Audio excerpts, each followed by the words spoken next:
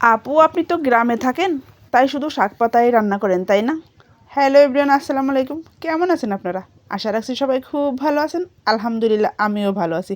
তো আপনাদের অনেকের এই প্রশ্নটার উত্তর হচ্ছে না, আমি কিন্তু মাছ মাংস ডিম সবই রান্না করি, বাট গ্রামে থাকি এই জন্য আপনাদেরকে বোঝানোর চেষ্টা করি যে আসলে গ্রামে যারা থাকে তারা টাটকা কত সুন্দর শাকসবজি খায়।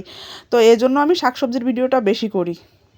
বিকেলে যেহেতু একটু বেড়াইতে গিয়েছিলাম এক জায়গায়, আর সেইখানকার ফুল শাক সবজি এগুলো দেখে আমি আর ভিডিও না করে পারলাম না।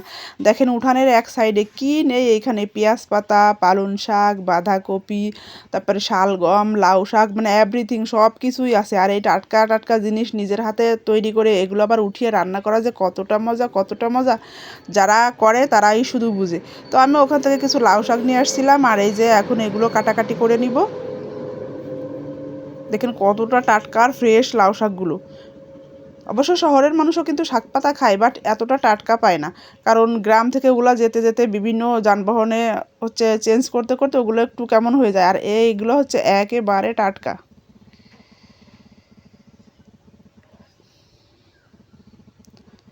আর এই ডগাগুলো চিবইতে যে এত মজা লাগে, এজন্য আমি এই ডগাগুলো বেছে বেছে নিচ্ছিলাম।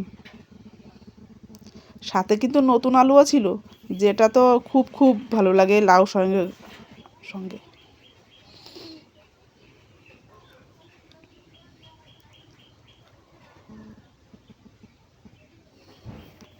তো এই দেখেন আমার নতুন আলুগুলোও আমি কেটে নিয়েছি অফ ক্যামেরায়। খুব বেশি দিব না, মোটামুটি এগুলো দিয়েই আমি রান্না করব লাউ শাকটা। আর এই যে ছিল সাদা মূলা, অনেক বড় বড় মূলা, এগুলো সুন্দর করে কেটে আমি এগুলো বড় মাছ দিয়ে ঝোল করব। অনেকেই কিন্তু এটা খেতে চায় না, বাট আমার কাছে বেশ ভালো লাগে। বড় মাছ দিয়ে ঝোল করলে বেশ ভালোই লাগে আমার কাছে। এই যে আমার রান্নাবান্না শুরু। মাছগুলো আমি একটু হালকা হাতে ভেজে নিচ্ছিলাম।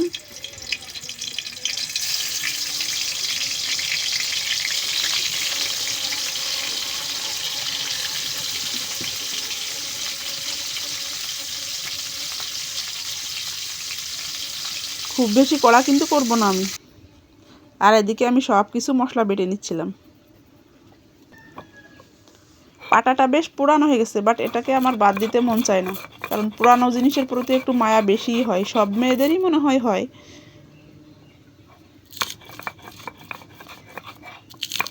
পুরানো 1 টাকা দামের একটা টিপও কিন্তু আমরা মেয়েরা ফেলতে চাই না, ওগুলো সুন্দর করে গুছিয়ে রাখি নেক্সট ডে কখনো কাজে লাগবে ভেবে।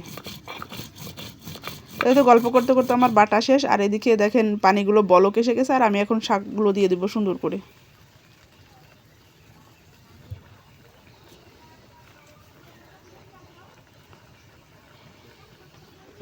আর এই যে সেই আমার স্বাদের আলু, এগুলো আমি খুব বেশি পছন্দ করি শাকের সঙ্গে।